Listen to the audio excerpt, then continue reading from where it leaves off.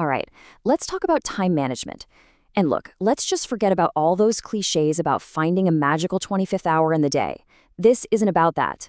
This is about a fundamental shift in how we approach our work. It's really about working smarter, not just harder. Does this sound familiar? You've been at it for hours, right? You're jumping from task to task, your brain feels totally fried, but then at the end of the day, you look at your to-do list and you're just like, what did I actually get done? It's such a common feeling, but it's a huge sign that your system probably needs a little tune-up. And that right there is the core idea we're unpacking today. The whole point isn't to just cram more and more stuff into your schedule. No, it's about getting crystal clear on what actually matters and then making really conscious, deliberate choices about where your energy and your focus are going to go. So what is the real goal here? It's about figuring out how to make real, steady progress without hitting that burnout wall. It's about building a system that allows for consistent forward movement that doesn't just leave you feeling completely exhausted. Okay, so the very first step out of that chaos of just being busy all the time is to find clarity. I mean, before you can even think about managing your time, you have to know exactly what it is you're dealing with. This is the foundation for absolutely everything else. So to find that clarity, you just need to start with 3 pretty simple questions. First, what are my deadlines? Super simple, but it gives you your timeline. Second, what counts most?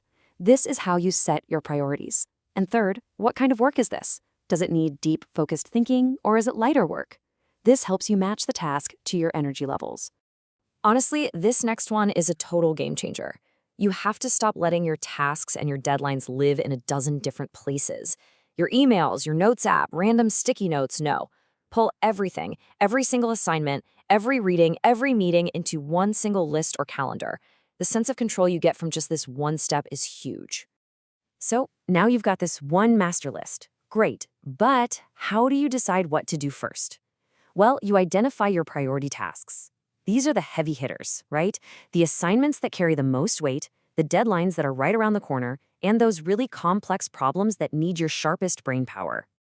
Okay, now we're going to tackle what is probably the single biggest cause of procrastination, looking at a huge project and just feeling completely overwhelmed. The solution, the antidote, is actually really simple, but it's so effective. You just break it down. Just think about it this way. The line item on your to-do list that says write essay, that's not a task.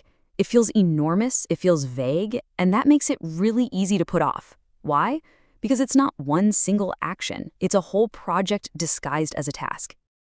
But just look what happens when you break it down into its real parts. Write essay suddenly becomes a series of clear, concrete steps. You can totally knock out choose question today, or read 3 key papers. Each one of those small wins builds momentum, and the whole project just feels way less intimidating. So now you know what you need to do, and you've broken it all down into manageable pieces. The next step is deciding when you're going to do it. And this is all about moving away from vague intentions and starting to make actual appointments with your most important work. I mean, just look at the difference here. All study this afternoon is just a hope. It's so easy for that to get derailed by a text message or a sudden urge to organize your sock drawer. But I'll work on my essay outline from 2 to 3 p.m. That's a plan. It's specific, it's actionable, and you're way more likely to treat it like a real appointment. And you know what? You don't need to block out 5 hours straight. In fact, that's usually not very productive. Our brains work best in these focused sprints. So aim for about 45 to 60 minutes of totally uninterrupted work, and then, and this is key, take a real break. Get up, walk around, grab some water, stretch. This rhythm is what keeps your energy and focus high all day. Now, this is the step that most people skip, and it's exactly why their plans tend to fall apart.